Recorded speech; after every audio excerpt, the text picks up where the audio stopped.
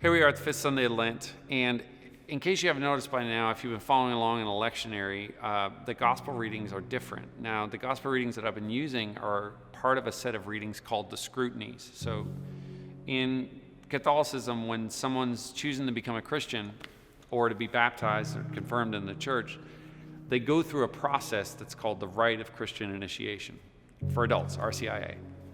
And as part of that, the gospel readings change, and so they become scrutinies. And the scrutinies are a different set of readings which are kind of like purposed out of Scripture, but designed specifically to scrutinize us. They're meant to kind of poke at our interior, to kind of ask questions. Because the Scriptures do that, right? Like we read the Scriptures, and then the Spirit of God, I think through the Scriptures, He asks us questions that we have to answer about ourselves. And so these scrutinies, the woman at the well, the man born blind, and the story of Lazarus are meant to ask us questions. And I think the question probably at the heart of this week is, do you believe that Jesus is the resurrection and the life? I also like the kid and call this gospel reading the redemption of Martha. Martha and Mary are two friends of Jesus throughout the story of the New Testament, the story of the life of Christ. They appear in a different story where they're kind of as part of like a spiritual lesson about being present and sitting at the feet of Jesus versus being a busybody and being stressed out about organizing a party.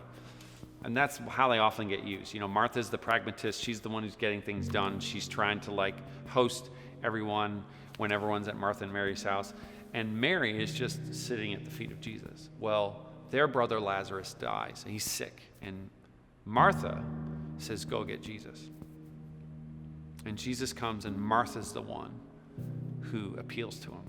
And I don't know if her appeal moved the heart of God, but I know that she had the faith to appeal. In some ways, it was her tenacity, it was her pragmatism that made her look practically at the situation and go, I can't fix this, but I know who can. And so she goes to Jesus, and then appears the shortest sentence I think has to be in Scripture. Jesus wept.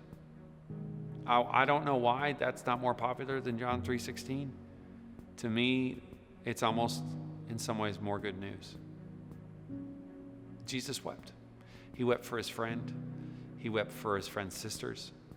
He wept at the reality of how sin had just crept throughout the world and created so much death and destruction for humanity.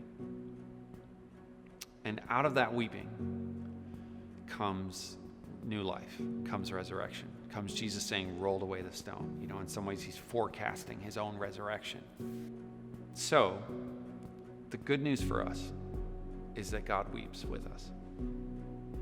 And God weeps with us so that we can have his joy. We can rejoice with him on Easter Sunday. So rest in that truth today. The song I want to share with you is a song I co-wrote with an amazing artist named Corinne Hawthorne. And I think in some ways it does that. It sort of takes a look at where we've been and who's been with us and who's walked with us. The song's called How Great.